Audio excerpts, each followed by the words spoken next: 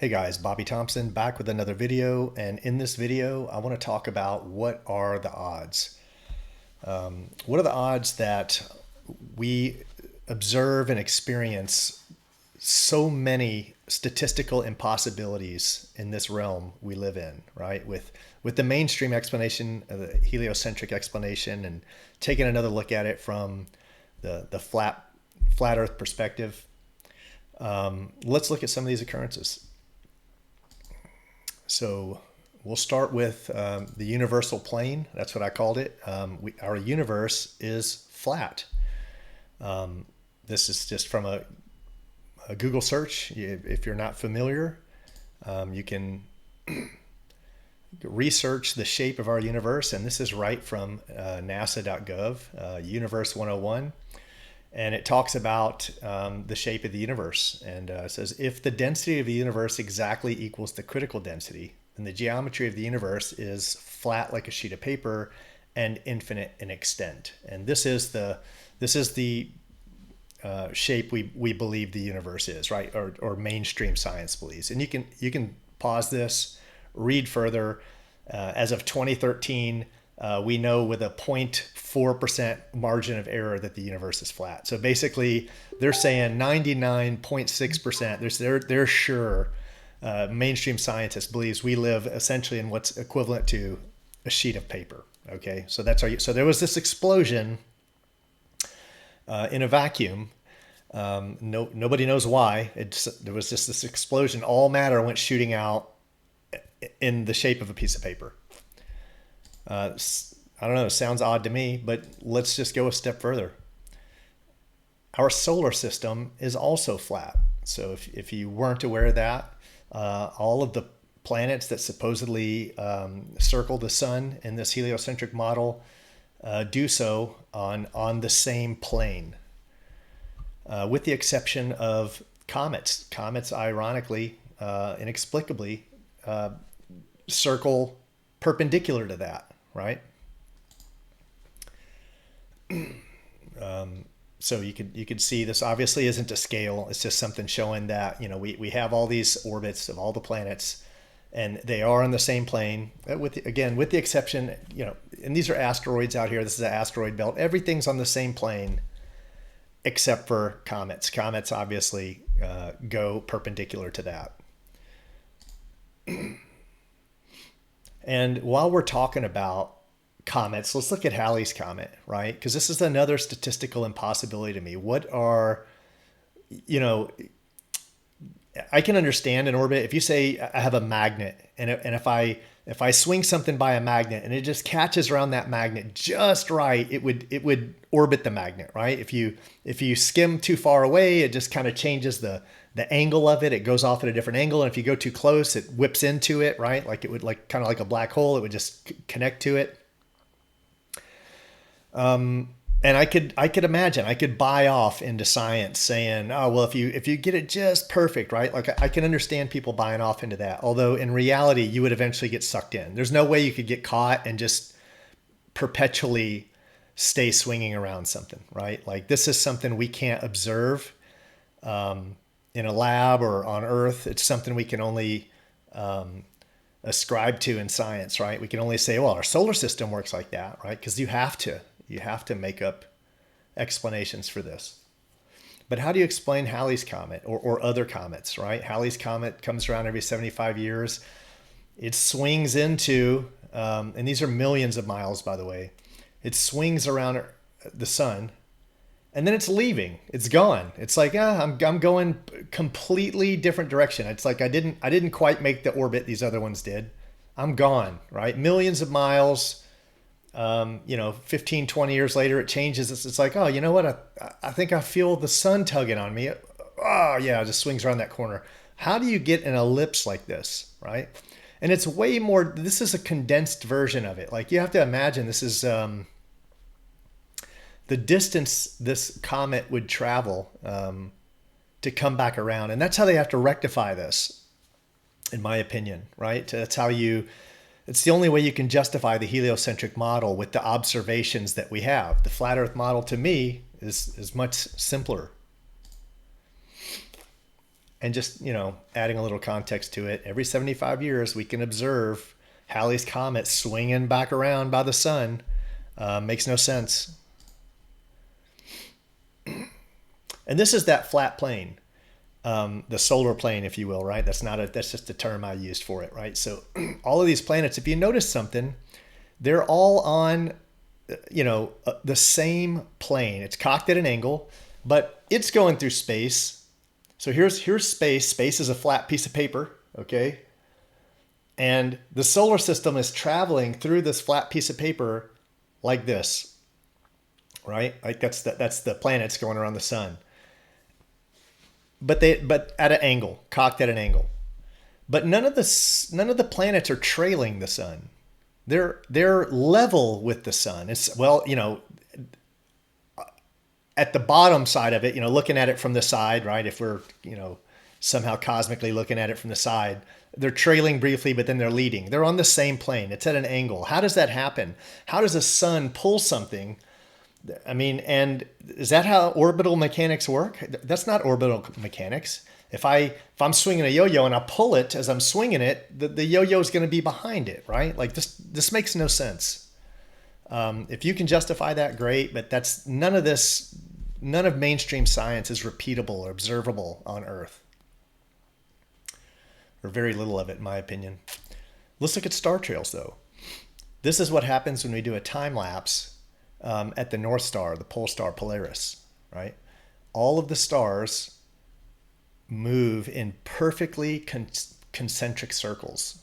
This is the firmament rotating, right? I never knew that before I got into flat Earth. I didn't know the sky turned like a record above us, right? The wheel in the sky keeps on turning, right? So many things make sense when later, when you go back and look at all these songs and references you never made connections with. But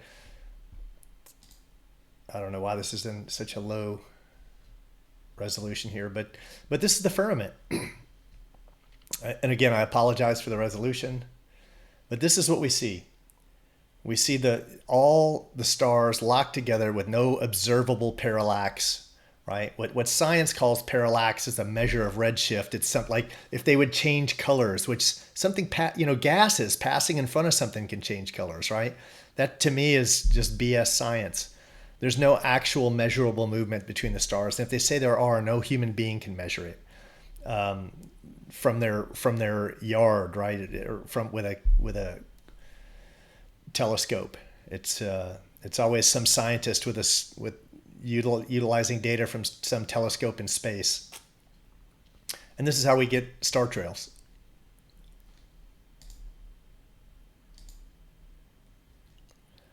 So now let's move on to constellations. Here we have the 12 constellations.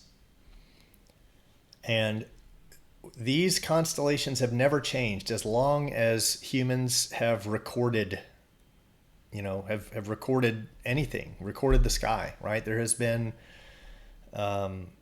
astronomers, as they might not have been called that, but that's what we call them today. As long as there's been human history. So we've never observed a change in any of these star groupings, right? Here's this 13th century Suzhou star chart, which features traditional Chinese astronomical groupings. And again, this is basically the firmament, and none of these constellations lose their shape. And the first star catalogs on record were produced by Chinese astronomers around 2300 BC. That's like, 4,323 years ago, if I got that right. With Babylonians making the first almanacs as early as 750 BC. Like how crazy is that? 4,300 years ago, we were recording the stars, and there's no proof that they've ever moved as long as we've been recording them. The sun, what are the odds that this is the sun through a solar filter? Forget NASA CGI. This is what regular people see when they use a solar filter on a high-powered camera like a P900 or P1000. We see a disc. I would call this a disc, right? It has smooth edges. Like they're saying this is a fireball in space. If you believe that's a ball of fire and it's perfect, right? I guess you can. That's great. Gravity fixes all things. It just makes perfectly perfect. Again, I can't stress perfect enough. It makes it this is a perfect sphere. And okay, you want to say fire? Well, fire just does that. But what shapes the moon into a perfect sphere? Like there's no abrasion in space. It's a frictionless environment. It's the most frictionless environment we can dream up. It's the most frictionless environment we can imagine, right? So what are the odds that it's just a perfect sphere? And what are the odds that we've only ever seen one side of it? That's why you have a dark side of the moon, right? We've never seen anything but this one side. As long as we've recorded the moon, it's never changed. It just happens to be in perfect sync with the rotation of the Earth, according to mainstream science. And, what are the odds that the sun is 400 times larger than the moon and 400 times farther away? Because that's how you appear to have the same size, right? Every time you double something's distance, it cuts in half. The size of it cuts in half. So we have this perfect, this is called an annular solar eclipse. And you get this perfect, these are two perfect spheres, the moon blocking the sun here. What are the odds of that? What are the odds they meet up absolutely perfect? Here's another annular eclipse. What are the odds, right? But not all eclipses are, there's like three or four kinds, depending on whether you're talking about solar eclipses or lunar eclipses. But why aren't all eclipses, full eclipses, annular? Why is it sometimes there's a ring around it and sometimes there's not? If the sun is 93 million miles away and the moon is roughly, it has an apogee and perigee, but it's, roughly 235,000 miles away. How is it, why does sometimes it line up to block the entire view of the sun, but sometimes it doesn't? It's a little bit as if the moon was farther away enough that we could see the ring, if you will, a halo of the sun, right? It's not moving that much. I don't care if you have a sun that's 93 million miles away. The distance the moon supposedly moves in and out on its orbit around the Earth is minuscule compared to 93 million miles, right? But, if you want to believe that. With records stretching back to about 700 BC, Mesopotamians were able to determine the length of Saros cycle. So you'll hear all the time people saying, "Oh, NASA, how can flat earthers predict eclipses?" Well, all of the, whether it's the return of comets or whether it's eclipses happen on something called a Saros cycle. And we were predicting these, human beings, 700 BC, right? Probably sooner, right? Just because we haven't found record of it yet. I mean, as we have more archaeological finds, maybe one day we'll find proof for 2000 BC. But as for now, 700 BC, we were aware of these cycles, right? It's just a cycle. You can read about a Saros cycle. You can read a cycle happens every 18 years and 10 days. The Earth was flat back then. There were no proponents of globe earthers. It didn't require, they were already doing trigonometry. They were already doing advanced math, right? Our ancestors weren't stupid. It didn't take a spherical Earth to come up with a Saros cycle. It's just something you record, and the name given to it was a Saros cycle. It's just a matter of recording these cycles. Now, this is my favorite, right? And to me, it's the most damning. And I call it the celestial clock because the the the luminaries, the objects, what we observe in the sky, they maintain perfect circuits and perfect symmetry amongst each other, right? And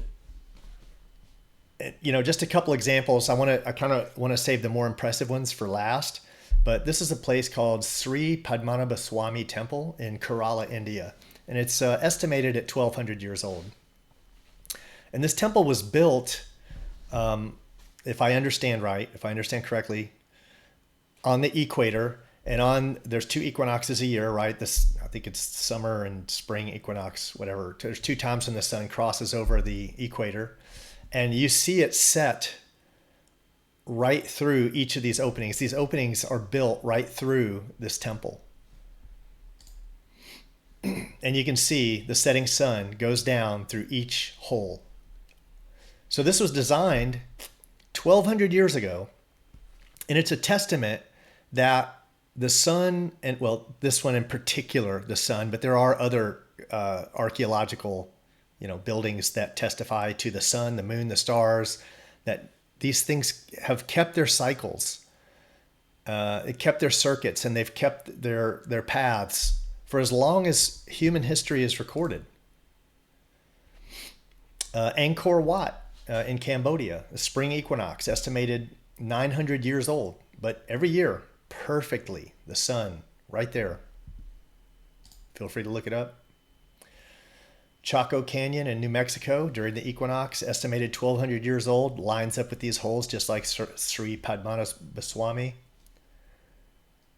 But this is the most amazing to me, is Konark Sun Temple in Odisha, India. It's estimated 750 years old. I think it's, these estimates are just that, estimates. I don't know that we had records going back to when they were built, but there are 24 of these, if we want to call these dials, going around this temple. And they know that 2 of them can be used, one on each side, one from like sun up until noon, and on the other side from noon until sundown.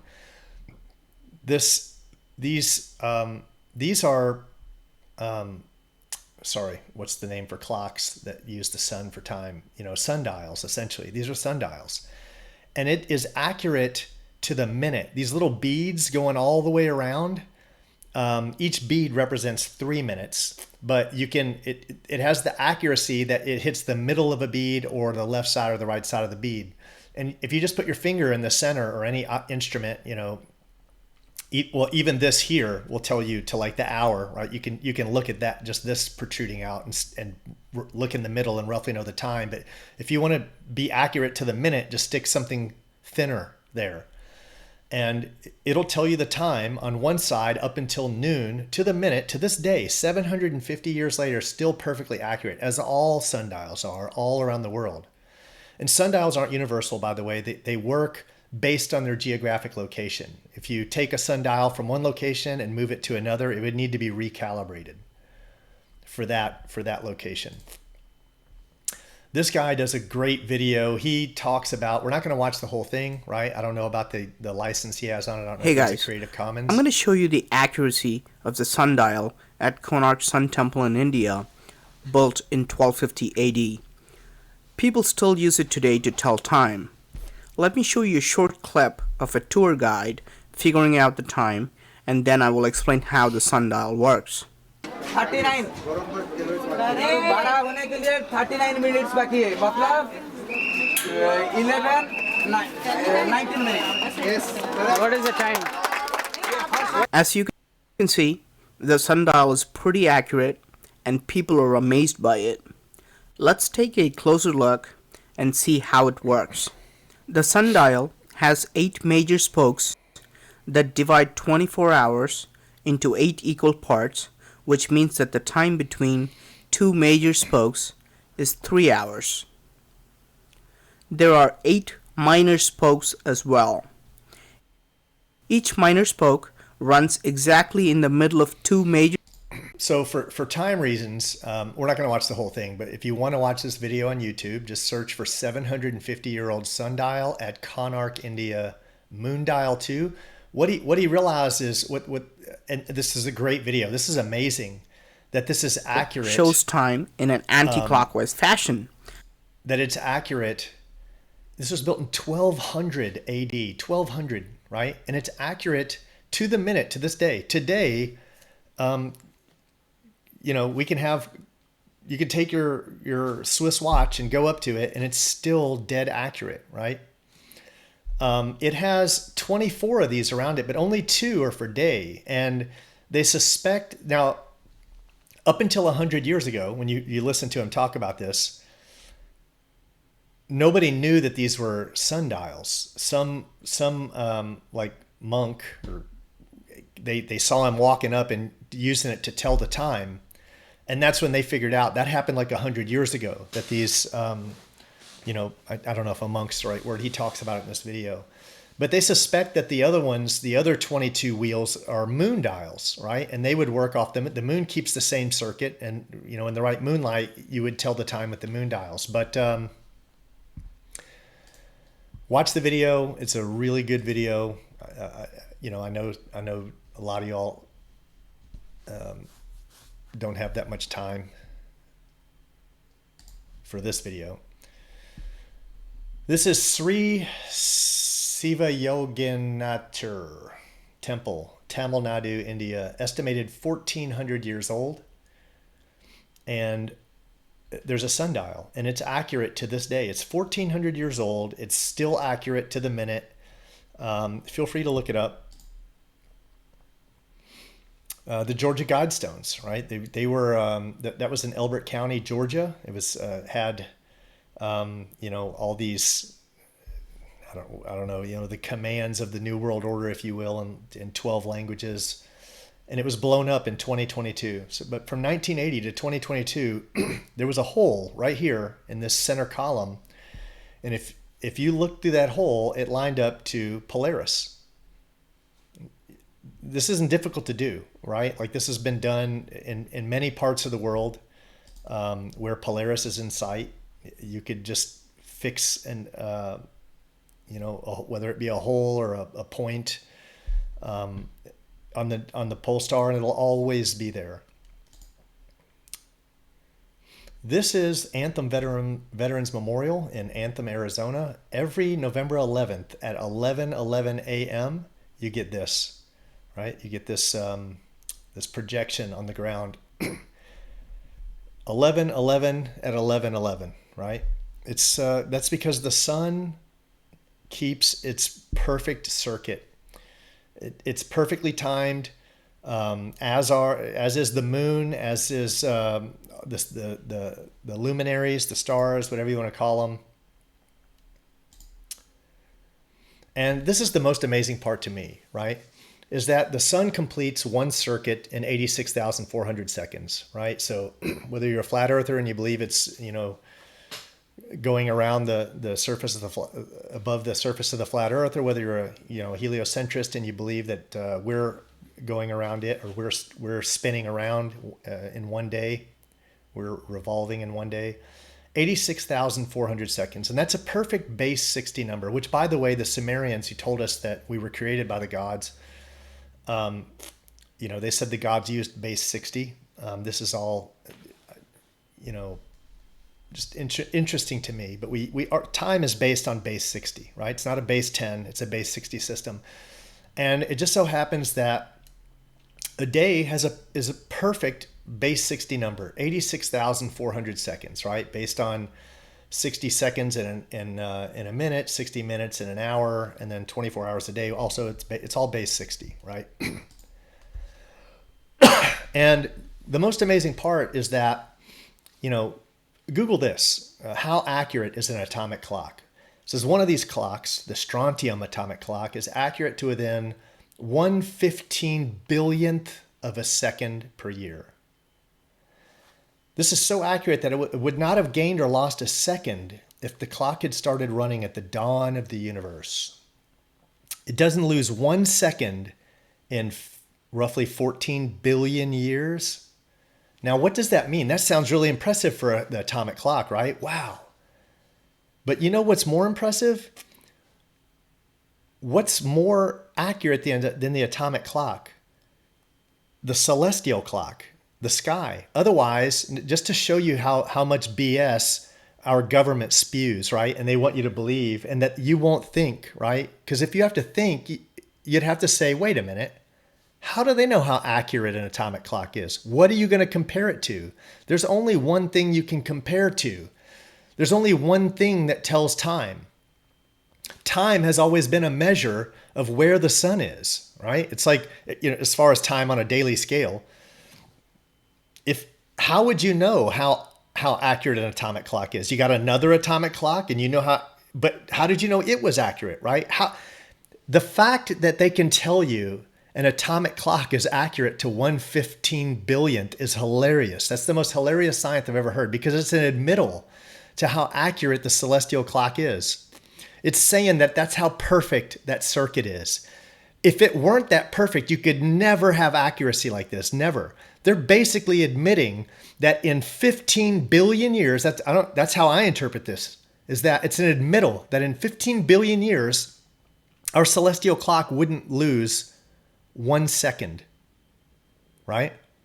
Because otherwise, what clock is more accurate than our celestial clock? What did you compare this strontium atomic clock to? Do you see the BS that they give you that you don't think about? You wouldn't think about it, but I don't know. To me, that's mind-numbing. Another thing when we're talking about statistics is the dance of the planets. Not all planets. Some of these are, I don't know what Ceres is. I think it's a moon. But Jupiter, Saturn, Uranus, Ceres.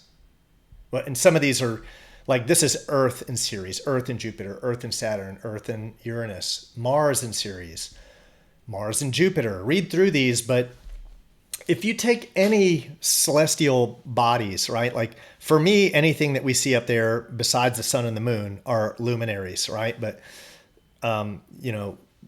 heliocentrists refer to the wandering stars or the wandering luminaries as planets, right? To me, planets are luminaries. But you can take any of these bodies and contrast any two of these bodies or the Earth with any one of these bodies, and you're going to get these perfectly symmetrical patterns, right? And these patterns go on infinitely, as does the perfected circuit of the sun, right? All of these perfectly symmetrical patterns, right? This is not chaos. This is not what you get, right? This isn't entropy. This isn't chaos. This is, this is the opposite of that, right? This is order. This is proof of a God to me. If you can't see that, like perfect time, perfect shapes, perfect symmetry, then I don't know. You're just not meant to see it. These are all just, you can search it on the web, right? You can search for dance of the planets or dance of the stars or symmetry of the planets and symmetry of the stars. You'll find tons and tons of, and YouTube's a great one. Go to YouTube, look at this. Look at some of these, right? The dance of Earth and Jupiter, the dance of Mars and Earth, the Sun, Earth, Mercury, and Jupiter dance, the mesmerizing dance of Jupiter and Mars, Sun, Mercury, Earth, Jupiter. I mean, the patterns are perfectly, and they're never ending. There's no, the fact that we have these patterns is amazing, right? Not just that we have the patterns and they're never ending. Right? It'd be cool if we were in some exploding universe and we saw some random pattern, but all planets, what you call planets, what I call wandering stars, all luminaries create these patterns, right? The fixed stars just make concentric circles, but this perfection, this order, right? And this is, which one is this? I should have labeled it up here. Well, I didn't think about it. But that's certainly the sun and Earth, and I can't remember which body this is, but you can see it on YouTube if you look for it. I can't remember if it was Jupiter or Mercury. But look at these perfect patterns that never go away. Well, as long as we've made these observations, as long as we've been tracking the sky, they're there, and as long they'll never go away.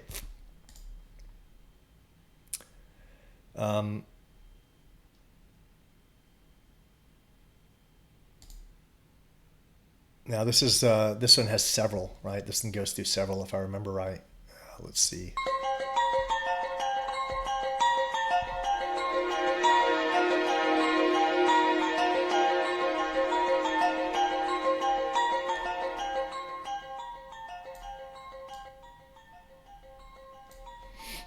But look again.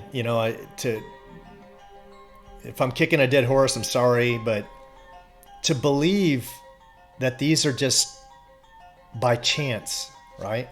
So many things in this world, the Fibonacci sequence, which we observe all throughout nature, these symmetrical patterns that we observe in the skies. This world was built on order, not chaos, right? Not an explosion. And these are just some of the things that came to mind. I'm sure if I had thought about it longer, maybe I would have added some more in. These certainly aren't all the dances of all the stars. I didn't put examples of the Fibonacci sequence in there in nature, the golden ratio, the fact that DNA, there's so many things you could look at that's just statistically impossible. That's proof of God. That's proof of a creator, right?